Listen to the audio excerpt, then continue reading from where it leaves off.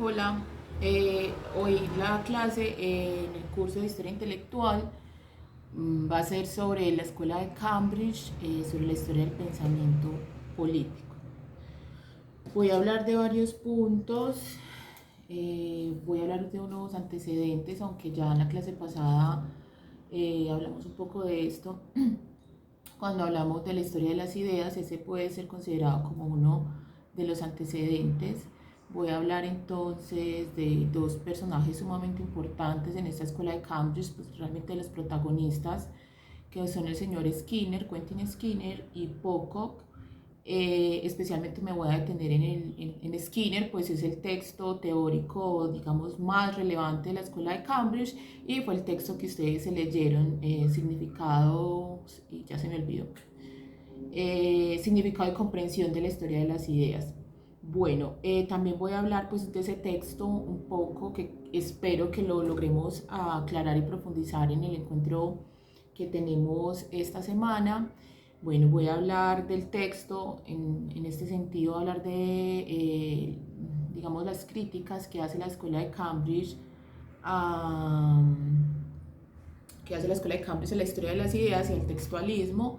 Voy a hablar entonces de su propuesta que va a ser el contextualismo y de algunos antecedentes, pues como maestros o antecesores que tuvieron los de la Escuela de Cambridge, que van a ser Wittgenstein. No me voy a tener en ellos, simplemente voy a mencionar algunos puntos que retoma la Escuela de Cambridge. Entonces van a estar el señor Wittgenstein, va a estar Austin y va a estar Thomas Kuhn. Estos textos se los voy a dejar todos en la plataforma para que, pues obviamente no se los van a leer, no son así pues como para leérselos de pura desparche y bacanería. Entonces, pero ahí les queda para que se los vayan leyendo más y ellos van a ser pues como si esta va a ser la base de algún tipo de investigación que vaya a hacer. Y intentaré pues como en algunos momentos, no va a estar condensado como tal en un momento exacto, pero intentaré dar pues como la metodología que propone la escuela de Cambridge. Bueno, entonces los antecedentes, habíamos hablado de un antecedente previo que tiene que ver con la historia de las ideas. Básicamente habíamos dicho que la historia de las ideas es una escuela norteamericana, es una escuela anglosajona. Bueno, en Estados Unidos, yo no quiero que piensen que las escuelas son como cosas que se siguen consecutivamente, entonces que hay una y desaparece y luego llega otra. Hay que entender que muchas de estas escuelas son paralelas, coexisten. En algunas ocasiones encontramos diálogos entre ellas y en otras ocasiones pues sencillamente no los encontramos. Entonces no podríamos decir que la escuela de Cambridge es una respuesta solo y únicamente a la escuela de las ideas, perdón, sí, a la historia de las ideas, sino que también responden a una cantidad de situaciones históricas y también pues académicas, ¿bien? Y también pues de la historia del pensamiento mismo de la historia. Entonces tenemos que antes pues de que empiece lo que es la escuela de Cambridge, que realmente empieza en la década de los 70, antes de eso, a finales de los 40 y de los 50, estamos históricamente en plena Guerra Fría. En Estados Unidos hay unas escuelas bien importantes que están estudiando la historia del pensamiento. Hay que tener en cuenta que estos académicos intelectuales, historiadores, están en un momento histórico de Guerra Fría, de pleno macartismo y por lo tanto de una persecución muy fuerte a cualquier idea que tenga algún tinte rojo marxista o algún tipo de crítica que se le pueda hacer al gobierno y al Estado norteamericano. Entonces tenemos unos intelectuales que están estudiando las historias del pensamiento político, pero siempre con mucho cuidado de pronto no irse pues como en contra de las autoridades y que los puedan acusar de rojos. Bien, entonces eso hay que entenderlo en el contexto de producción de esta escuela norteamericana previa a la creación o al surgimiento de la escuela de Cambridge. Bien, en Estados Unidos entonces les había hablado ya de la historia de las ideas, bien, con Lovejoy y con otros más. Tenemos entonces también otras escuelas paralelas en ese momento histórico, en la década del 50, que es la escuela de los empiristas, ¿cierto? Y otra escuela que es como la normativa, que es de Leo Strauss. Bien, entonces tenemos En esa escuela empirista tenemos una escuela que se dedica a estudiar la realidad política, la ciencia política real y actual en ese momento.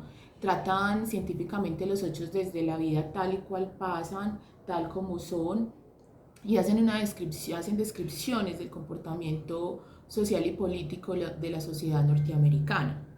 Tenemos por el otro lado la escuela de Leo Strauss, la escuela normativista, que se dedican a una teoría trascendental, un poco más compleja, un poco más teórica, un poco más enredada, ¿cierto? No tan inmediatista. Ellos empiezan entonces a hablar de la política, de una política abstracta, de una política inmóvil, dedicada no a estudiar la sociedad, sino lo que debería de ser la sociedad. Bien, tenemos esas dos escuelas, como les digo, el señor Leo Strauss, mm, o bueno, esa escuela es una escuela de filósofos políticos.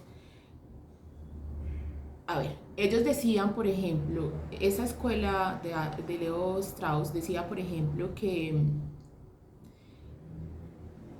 históricamente quienes habían hecho la filosofía política eran sujetos que siempre habían, o sea, que eran sujetos que siempre habían estado de alguna manera perseguidos o que digamos que trabajaban en medio de la censura. Entonces, que el trabajo de los académicos era entender, o sea, primero que ellos escribían así, siendo censurados, que creaban lenguajes ocultos y velados, entonces que el trabajo del académico consistía en eso, empezar como a leer entre líneas y develar toda esa información que estos teóricos o estos filósofos políticos habían hecho. Dicen además, o sea, esta es una escuela muy neoconservadora porque ellos consideran, y además sumamente elitista, porque además ellos consideraban que la sociedad de masas, ¿cierto? Esa sociedad de masas, esa democratización y esa cantidad de personas, la masa, lo único que, o sea, eran propensas hacia la opinión, más no hacia una verdad universal. Es decir, él le otorga entonces a estos académicos de esta escuela normativa unas grandes facultades intelectuales, ¿cierto? Donde el único que es capaz de develar estos textos son obviamente los grandes académicos, mientras que las masas definitivamente no tienen ninguna capacidad para acceder a estos documentos. Esas escuelas van a coexistir y no se van a criticar mutuamente. Ambas escuelas fueron sumamente historicistas y se negaban la posibilidad, de alguna manera también como lo hacen en algunas partes, la historia de las ideas, se olvidan o sea, prefieren no estudiar el contexto y se quedan sencillamente estudiando los grandes textos de la filosofía política y hacían una cuestión, o sea, al no ser contextualistas, lo que hacían era minimizar la participación o la influencia de los acontecimientos sociales en la formación del pensamiento político. Ante todas estas apuestas que existen entonces en esta primera mitad del siglo XX, perdón, aparece entonces por allá en la década de los 60, básicamente de los 70, en Inglaterra, la escuela de Cambridge. Bien, y aparecen dos sujetos sumamente importantes que son el señor Quentin Skinner y el señor Pocock, y esos señores van a hacer unos trabajos, por ejemplo, Skinner bebiendo mucho de su maestro, Laster, él bebe mucho, creo que es Laster el apellido del maestro, ¿cierto? Que tiene ciertas ideas, pero lo que hace el señor Skinner es lograr condensar parte de este pensamiento que tiene su maestro en lo que va a ser su producción, incluso en el mismo texto que leyeron para esta clase sobre significado y comprensión de la historia de las ideas, ¿bien? Bien, entonces, Skinner en 1978 publica su primera obra, Fundamentos del Pensamiento Político Moderno. En esta obra, Skinner considera que que es la vida política la que marca los principales problemas de la humanidad, y lo que hace Skinner es ampliar el rango de la investigación, no solo al estudio de grandes pensadores, o sea, obviamente en este libro sí trabaja los grandes pensadores, trabaja Hobbes, ¿cierto? Pero no solo se queda con estas grandes pensadores, estudiar solo la obra de estos grandes pensadores, es que hace ni siquiera la obra, es una obra de grandes pensadores, por ejemplo, estudiar solo el Leviatán, sino lo que hace el señor Quentin Skinner es empezar a mirar la matriz de acción y de existencia de estos grandes pensadores, ¿cierto? ¿A qué se refiere a ampliar la matriz intelectual? Es decir, ¿con quiénes convivía Hobbes, por ejemplo? ¿Quiénes eran los intelectuales que intercambiaban opiniones? ¿Con quién se encontraba él? ¿Qué discutía él? Y también una cantidad de situaciones sociales alrededor de la obra El Leviatán de Hobbes y bueno, del pensamiento de Hobbes. Entonces lo que hace Skinner en este texto de Fundamentos del Pensamiento Político Moderno es empezar a unir lo teórico con la práctica política. Decía Skinner, por ejemplo, que la teoría debía escribirse como una historia de las ideologías. Eso entonces era, y hay que conocer la obra del autor, dice también Skinner, también la herencia intelectual, que es sumamente importante, o sea, lo que ese autor ha heredado intelectualmente, lo que ha leído, y también leer los escritos de sus contemporáneos. Entonces ahí recuerden, por ejemplo, la categoría de intelectual. Un intelectual es un sujeto que constantemente está revisando lo que pasa en su mundo, lo que pasa con sus pares, entonces para él es importante. Normalmente un intelectual siempre le está respondiendo a otro intelectual, es una constante donde ellos están en una comunicación y en una refutación y contrarrefutación, o sea, es el diálogo. Entonces uno no puede, de acuerdo a Skinner, entender la obra como una cosa separada de un contexto, ¿cierto? Cuando Hobbes escribe el Leviatán, que es su obra más reconocida e importante, esa obra está respondiendo a una cantidad de necesidades o de preguntas históricas que tienen intelectuales en ese momento, pero obviamente que tiene la sociedad. 1978. 1985, entonces Pocock publica su texto Virtud, Comercio e Historia. Allí entonces se ven las transformaciones históricas, dice Pocock, las transformaciones históricas solo se manifiestan como cambios visibles en el lenguaje político. Repito, las transformaciones históricas, pongo el ejemplo más trillado que siempre pongo, que es la Revolución en Francia. Entonces, esa transformación histórica solo, de acuerdo a Pocock, podría verse en los cambios visibles en el lenguaje político. Bien, el lenguaje es un acto, es una acción, ¿cierto? No solo es que hable, ya no, ahí hay una acción y sobre eso volveré más adelante. Bien, al igual que a tomar la Bastilla es una acción, el lenguaje político es otra acción. Y realmente a lo que accedemos nosotros últimamente, pues o sea, después de tanto tiempo, es a una cantidad de acciones lingüísticas. No los hechos, ¿cierto? Los hechos no quedaron registrados, a veces quedan registrados en la pintura, pero normalmente quedan registrados en esos documentos, en esos discursos, en esos lenguajes. Entonces el proceso histórico-social estaba subordinado a los cambios en el discurso político de la época y son origen y causa de la transformación social. Bien, es una relación constante entre una relación constante entre el discurso, entre los actos del aula, con lo que sucede en la vida real. Bueno, hasta 1950 los textos, como lo he dicho varias veces, se estudian de una manera anacrónica, por la que proponen en la Escuela de Cambridge una nueva metodología. Hasta ahora no podemos encontrar, no existe una obra que sistematice lo que es la teoría de la Escuela de Cambridge. ¿Cómo se hace? Pues usted lo hace leyendo los autores. El texto que les puse a leer es el texto, digamos, teórico, donde Skinner dice, como teórico metodológico, ¿cierto?, qué no hacer y qué hacer, aunque es bastante complicado. Y yo ya intuyo las preguntas que me van a hacer porque es complicado, o sea, no es fácil de hacer, no es fácil de preguntarse por las intenciones del sujeto que escribe. Bien. Pero esa es la propuesta y se encuentra condensada en ese texto de Quentin Skinner, que es publicado en uno de sus libros, y que él escribe este texto con la finalidad de darle sustento teórico a las propuestas de su maestro. Bien, y obviamente también de lo que el mismo Quentin Skinner pensaba. Bueno, como les dije, entonces no hay una sistematización o un libro donde ustedes encuentren esto cómo se hace. Sí es claro, por ejemplo, en este texto, arranco a hablar un poco más del texto que leyeron. es claro que hay una reacción de la escuela de Cambridge a la historia de las ideas.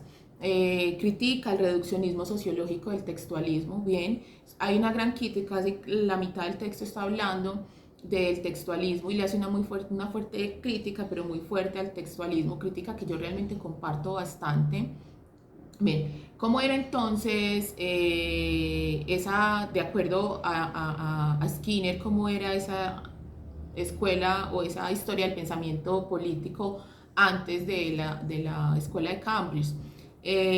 No era más que el estudio de unos textos de un cuerpo de pensadores, digamos, canónicos que ya habían pasado y que todo el mundo decía, entonces se tiene que leer a Maquiavelo, se tiene que leer a Hobbes, se tiene que leer a Locke, ¿cierto? Y en una forma lineal, como si uno fuera la consecuencia del otro y todos estuvieran contribuyendo a un molde, ¿bien? Estudiaban estos pensadores, todo el mundo, o sea, todos los que estudiaban esto le tenían que poner especial atención a a estos filósofos. Esta historia del pensamiento político era una historia acrítica, hacían unos estudios acríticos y una tradición basada exclusivamente en la interpretación del historiador, o sea, el historiador que mira esas obras canónicas. Y a esto, por ejemplo, Quentin Skinner le va a llamar así el textualismo o el enfoque textualista. Bueno, este enfoque le va a encontrar diversas como mitologías, le llama a él.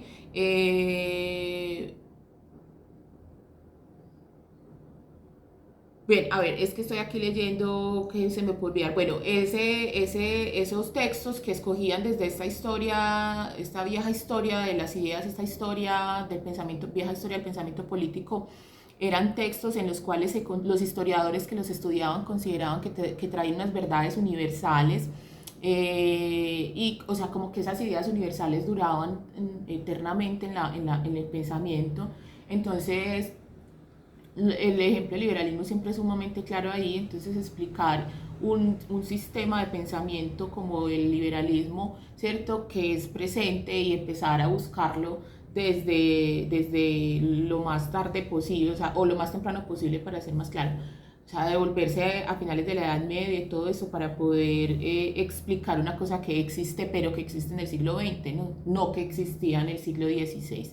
Bien, este es uno de los enfoques textualistas, incluso hubo muchos que se quisieron devolver hasta Platón y Aristóteles para poder explicar ciertas situaciones del liberalismo y del Estado moderno, forzando entonces la obra.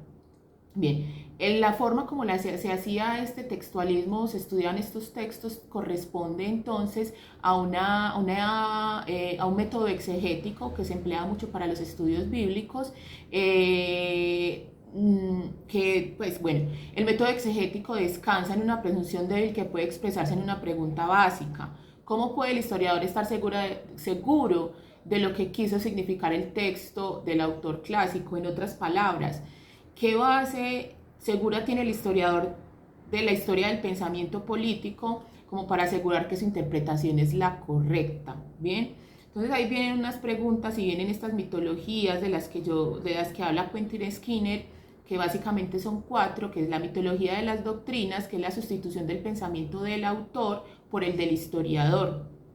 Conduce a este erróneamente a creer que aquel elaboró una doctrina o teoría o fracasó en ello cuando en realidad no fue esa su pretensión. Es decir, poner a Locke a pensar, a definir cuestiones del liberalismo y del Estado moderno cuando la intención de Locke no era esa. ¿Qué es lo que tiene que hacer el historiador? No con sus ideas preconcebidas ir a mirarlo allá, con sus teorías y sus ideologías montadas, ir a mirar allá atrás en el pasado, sino que lo que tiene que hacer un historiador del pensamiento político es saber qué fue lo que dijo y cómo pudo haberlo dicho Sutanito, ¿cierto? No es tarea del investigador buscar verdades. Mitología, la segunda, la mitología de la coherencia. En la misma beta del subjetivismo, el autor trabaja bajo el falso supuesto de que los distinguidos miembros pertenecientes al canon del pensamiento político escribieron sus ideas en una forma bastante coherente y por lo tanto es la obligación del historiador encontrar esa coherencia y entender el pensamiento político de cada autor en forma coherente, sin importar si realmente fue elaborado de esa manera. Bien, entonces, lo que les decía ahorita, como unas consecuencias, ¿cierto? Entonces, Maquiavelo escribe, a Maquiavelo entonces luego lo sigue Hobbes y así, ni siquiera podría decirse, o sea, sí, como de influencia, ¿cierto? Como esos señores van condensando y van iluminando lo que es mi idea actual como historiador. Esa es una de esas mitologías y se ha visto entonces, eso es anacrónico porque ponemos autores que no tenían ni idea de X ideología o doctrina, puede que hayan contribuido, puede que lo hayan hecho, pero ellos no están escribiendo con esa intención. O sea, su acto de habla no está a formar X o Y doctrina, sino que ellos simplemente están respondiendo a inquietudes de su momento histórico, de la intelectualidad de su momento, y no tienen ninguna intención más allá de ese acto de habla que está en su momento dado. Bien, entonces ahí el historiador, si fuerza esto para explicar una situación del presente, está cometiendo un anacronismo, que es a lo que llama entonces el señor Skinner la mitología de la coherencia. La filosofía política no es coherente, lo demuestra la escuela de Cambridge. Usted no puede ver coherencia, hay un montón de cosas. Lo que pasa es que en esa búsqueda de coherencia se han eliminado un montón de autores, por eso digamos que los que son, a los que esa coherencia se ha visto con autores que ellos han ya incorporado al canon, bien, mientras que de ahí o sea, han salido cientos y cientos de otros filósofos políticos que, porque no sirvieron o no entraron dentro de estas doctrinas y teorías, los historiadores de las ideas y del pensamiento político, pues antes de la escuela de Cambridge, los eliminaron. ¿Cierto? Entonces, del pensamiento político actual lo que tiene que mirar es, listo, tenemos a Hobbes, pero ¿quiénes más están por ahí en ese mismo mundo, en esa matriz intelectual de Hobbes, para que puedan yo entender realmente qué es lo que está sucediendo intelectualmente en ese momento histórico X? Bien, y bueno, eso también es rescatar del olvido una cantidad de posiciones y dejar de pensar que la filosofía política y que las ideologías y que las doctrinas son tan coherentes y tan bien formadas y que vienen desde lejos. Eso también es un discurso, porque también hay que ser claros, o sea, muchos de los que hicieron historia de las ideas, si ustedes los miran para el caso colombiano, eran personas que pertenecían a X o Y movimiento político, partido político, o eran militantes políticos de X o Y partido, ¿bien? Y ahí hay una intención, ¿cierto? Cuando, por ejemplo, el profesor Gerardo Molina hace su historia de las ideas liberales en Colombia, pues ¿qué le vamos a hacer? Él estaba buscando o sea, lo que estaba era demostrando que lo que esa ideología que él tenía, que esa doctrina que él tenía tan insertada, él como historiador venía desde muy lejos. Entonces él con la historia lo único que hizo fue iluminar su propio pensamiento. Y eso es anacrónico, eso es una irresponsabilidad con la historia. Que me perdone Gerardo Molina, que alma bendita, descansa en paz. Tercera, mitología de la prolepsis. Darle sentido a algunos elementos del texto clásico o una acción que no corresponden con el verdadero significado del pensamiento del autor, como por ejemplo considerar a Luke un teórico del pensamiento liberal. Ahí junté varias mitologías. Y está la mitología, pues ahorita con el ejemplo. Mitología del parroquialismo es entonces cuando yo le asigno a un texto de otro tiempo y de otro lugar las explicaciones y los conceptos de mi cultura y de mi tiempo. ¿Listo? Entonces el historiador, como lo he dicho en otras ocasiones, debe ser un traductor. En ese sentido, el historiador no puede, tiene que aprender el lenguaje del otro, o sea, tiene que hacer todo lo posible, hacer una inmersión en el momento histórico y la sociedad que está estudiando para poder, digamos, acercarse un poco más a la intención que tuvo el sujeto que estaba haciendo algún tipo de locución. Ante todo este textualismo que Skinner se dedica casi la mitad del texto a criticarlo y explicarlo con una cantidad de ejemplos maravillosos en los cuales uno dice, bueno, me falta un universo por leer, viene la propuesta de la Escuela de Cambridge y de la propuesta de la Escuela de Cambridge, que como lo hemos visto hasta ahora no son los únicos que tienen esta propuesta, lo vamos a ver también, lo vimos también en otras escuelas, bueno, lo veremos en Koselleck, en la escuela alemana, lo hemos visto, por ejemplo, también para el caso de la escuela francesa y, por ejemplo, lo que también manifiesta desde la sociología del conocimiento el señor Mannheim y desde la sociología de la cultura el señor Pierre Bourdieu. Bien, propuesta entonces de la escuela de Cambridge, década de los 70. Contexto. Inventaron el agua. Para nosotros es súper obvio, claro, usted todo lo explica con contexto, o sea, el contexto es una base de la explicación de cualquier hecho y a cualquier acto histórico, ¿listo? Bien, pero esto no estaba tan claro, eso es lo que quiero que sepan, bien. Entonces, la propuesta es el contexto, pero no el contexto sencillo y básico, o sea, qué es lo que está pasando alrededor del texto, no. O qué está pasando alrededor del autor, no. Hay una complejidad en la propuesta del contexto que propone Cambridge. Entonces, dicen ellos, el texto debe ser contextualizado en el tiempo y espacio en donde el autor había vivido y producido su escrito. Entonces el texto requería ponerse en contexto histórico, es decir, en la matriz donde nace, donde sea el nacimiento de ese texto, pero también del autor. Entonces hay que hacer una búsqueda genealógica que involucre no solo el horizonte político y social en el que había nacido el sujeto y la obra, sino también la propia biografía, a fin de saber cuáles son las intenciones para escribir las ideas políticas que escribe ese sujeto y además para publicarlas. Es que hay varios actos, o sea, usted primero piensa, luego escribe, hay gente que no, luego escribe, hay gente que luego publica, bien, todos esos, miren, ahí hay varios actos, ¿cierto? Y esos actos, usted siempre que hace algo tiene una intención, o sea, uno no hace las cosas por hacerlas, ¿cierto? Siempre hay una intención, y más cuando estamos hablando de una cuestión intelectual como escribir un texto de filosofía política. Bueno, eh, hay dos tipos de contexto, acuerda John Hoffman, un contexto externo de eventos y comportamientos en donde la historia intelectual debe investigar la relación entre el pensamiento y el hecho, es decir, pienso y están sucediendo cosas, ahí hay una relación. Y hay otro contexto, que es el contexto, ese es el externo, y el contexto interno, que es esa relación entre lo que algunos hombres escriben o dicen y lo que otros hombres escriben o dicen. Es decir, la conexión, la relación entre el pensamiento y el pensamiento. ¿Cómo así? Es decir, la relación que este intelectual tiene con otro intelectual. ¿Qué está pasando en el contexto del pensamiento? Y un contexto del pensamiento es un contexto lingüístico. Entonces, dos contextos. Y eso va a ser súper complicado cuando se hace historia del pensamiento político, ¿cierto? Desde Cambridge, desde las propuestas de estos señores, porque es que no es simplemente contar, ay, sí, bueno, Guerra Fría, pasa esto, pasa aquello, sino que usted además de eso tiene que estudiar otro contexto, que es el contexto interno, ¿cierto? Entonces, ¿qué es lo que están pensando? ¿Qué es lo que están discutiendo los intelectuales en este momento? Si fulanito escribe esto, sutanito le está respondiendo, bacano cuando lo hacen explícito, pero normalmente no lo hacen explícito. Entonces, la búsqueda que tiene que hacer el historiador intelectual en ese momento es una búsqueda muy grande y una mirada muy fina para poder detectar ese contexto interno. Bueno, a ver, ¿qué más por acá?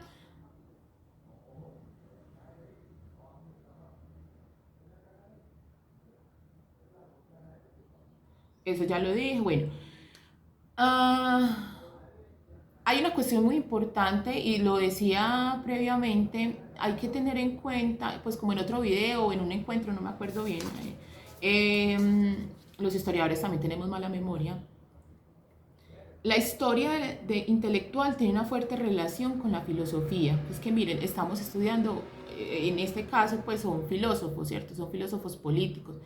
Entonces siempre está la pregunta, bueno, ¿el historiador intelectual es un historiador filósofo o es un filósofo historiador? Primero son dos tareas sumamente diferentes. Yo creo que en este sentido la propuesta de Cambridge es ser un historiador filósofo, ¿cierto? Es su principio, su hábitus en términos de Bourdieu, es ser historiador con un conocimiento acerca de la filosofía, ¿cierto? Donde la filosofía va a ser su objeto de estudio, ¿bien? Entonces eso hay que dejarlo claro. Bueno, normalmente el historiador hasta ese momento del pensamiento político estaba muy mal preparado porque poco conocía de la filosofía. Entonces, por ejemplo, Pocock dice, voy a citar a Pocock textualmente, resulta importante, afirma Pocock, distinguir entre los enfoques sobre este tema del filósofo y el historiador. El filósofo está interesado en el pensamiento, en la medida que puede explicarse en estricta racionalidad y en establecer los límites en lo que esto puede realizarse.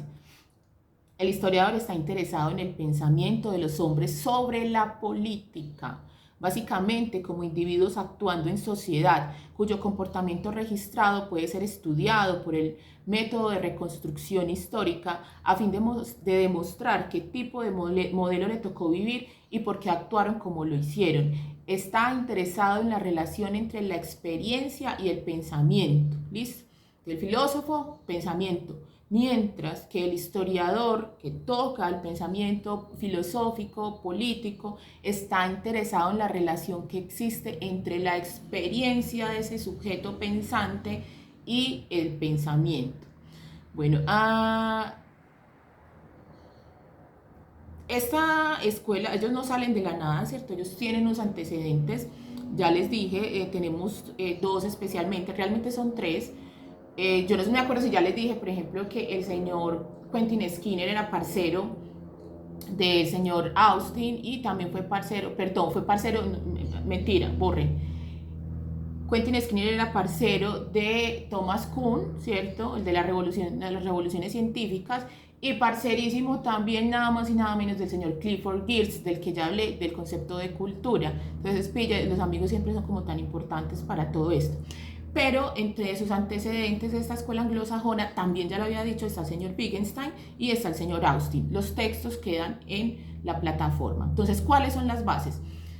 Podemos decir entonces, previamente a la escuela de Cambridge está lo que ya habíamos llamado todo este giro lingüístico, ¿bien? Y entre el giro lingüístico tenemos también como antecedentes al señor Wittgenstein.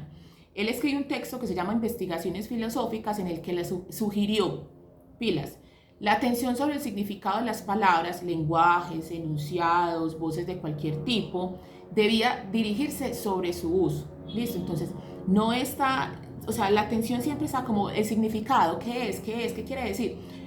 Lo que entonces deberíamos de preocuparnos es sobre el uso que se hace sobre esas enunciados, voces, todo esto. Bueno, de acuerdo con Quentin Skinner, que lee muy bien a Wittgenstein, lo que Wittgenstein quiso decir, lo traduce él, es que uno debe capturar para qué se usó. O sea, ¿usted para qué usa las palabras? ¿Usted para qué usó X palabra? Esa es la pregunta. Miren, esto es metodología también. Cuando usted está haciendo esta historia, usted se tiene que preguntar, entonces, ¿para qué fulanito de tal usó X palabra? ¿Cierto? Bien, ¿para qué se usó? Bien, y dice Skinner, no debemos pensar aisladamente el significado de las palabras, más bien debemos focalizarnos en su uso, en juegos de palabras específicas y más generalmente dentro de ciertas formas de vida. Bien, también lee a Austin. El señor Austin tiene un libro que se llama How to Think with Words, cómo se hacen cosas con palabras, más sí, eso traduce, en donde desarrolló la idea de que la forma de captar el uso de una palabra o un pronunciamiento era a través de lo que él denominó, y que es una palabra, es, digamos, un concepto importante, que es la fuerza ilocucionaria, ¿bien? Esto es, o sea, que la fuerza ilocucionaria, lo que la gente que emite, o sea, que está hablando, estaba haciendo al emitirla, ¿bien? ¿Qué estoy haciendo yo al emitirla acá? Entonces aquí hay una intención. Mi intención es contarles a ustedes que existe otra forma de hacer historia. Eso es fuerza ilocucionaria. Esta es la única forma como puede entenderse la intención del autor. Bien, ¿cuál es el objeto que tiene ese sujeto al comunicar algo? Y por lo tanto hay una cantidad allí de significados de palabras. Ante esto, el señor Skinner afirma, cito, poder caracterizar un trabajo de esa manera en términos de su intencionada fuerza ilocucionaria equivale a comprender lo que el escritor quiso significar al escribir en una forma particular. Eso también usted lo puede ver en el formato que usted escriba, también hay una intención. O sea, si usted escribe un poema es diferente si usted escribe un ensayo. Ahí hay un acto de habla que tiene una intención, y yo escojo el formato porque ese formato me permite afianzar esa comunicación. Bueno, entonces, para entender la fuerza locucionaria de un argumento, ¿cierto? Lo que el autor estaba haciendo en un momento X, en el terreno de la historia del pensamiento, poco, por ejemplo, sugiere transformar la idea que tiene Skinner. O sea, ellos digamos que también dialogan entre ellos. Entonces Skinner habla de las intenciones, ¿cierto? Usted tiene que encontrar las intenciones, y lo que llega y le dice poco es no, usted no tiene que encontrar además yo siempre he dicho, encontrar las intenciones pues es un poquito complicado, más cuando solo estamos mirando el texto, entonces tenemos que ser súper con lupa para encontrarlas. Lo que dice el señor entonces Pocock es no tanto las intenciones, lo que tenemos que encontrar es la acción, ¿bien? La acción. Y cito a Pocock: parece no haber duda, escribe Pocock, en que el foco de la atención se ha movido en cierta medida al concepto de intención hacia el de actuación. Bien, entonces, en virtud de que las intenciones que se encuentran dentro de los textos solo pueden ser captadas mediante acciones, lo que les decía ahorita, escribir es una acción, ¿cierto? Por ejemplo, John Donne dice una actividad que habremos de reconocer en términos comunes como pensando. Pensar, escribir y publicar son formas de actuar, ¿cierto? Mediante esa actividad, o sea, cuando usted escribe, hay que entenderlo como si usted estuviera en un tablero de ajedrez. Escribir un texto y publicarlo es una acción, es mover una pieza en el tablero, hay una movida, usted como intelectual está actuando. Bien, entonces la tarea del historiador es descubrir en qué dirección se ha movido. Es decir, si Hobbes escribe Leviatán, no vamos a ver que al historiador no tiene que interesarle si lo que hay es una verdad, si está contribuyendo a X doctrina o no. Lo que le interesa ver es, listo, ya sabemos, Hobbes actuó, hizo un movimiento. ¿Hacia dónde estaba dirigido ese movimiento? Entonces, para usted saber cómo está dirigido hacia dónde va dirigido el movimiento, usted necesita el contexto, y el contexto es el tablero. Entonces, usted necesita observar cómo está la jugada intelectual y política en ese momento, los hechos sociales, una cantidad de situaciones y de constelaciones de hechos y de cosas para que usted pueda entender, es que este señor lo que estaba buscando era esto, le estaba peleando a aquel, le estaba refutando a aquel, bueno, una cantidad de cosas se pueden dar allí. Entonces, dice Pocock lo siguiente: en inglés coloquial, preguntar qué es lo que el actor estaba haciendo cuando escribía o publicaba un texto consiste en indagar qué es lo que quería, esto es, a qué estaba tirando o a qué trataba de llegar, cuál era, algunas veces ocultas, la estrategia de sus acciones. Eso es lo que tiene que hacer el historiador. Bueno, paro acá, se va a segundo, cree que lo iba a hacer, no pude, que lo iba a poder hacer en una sola sentada, pero no. Continúo entonces, segunda parte, por favor síganla. Nos vemos en el siguiente.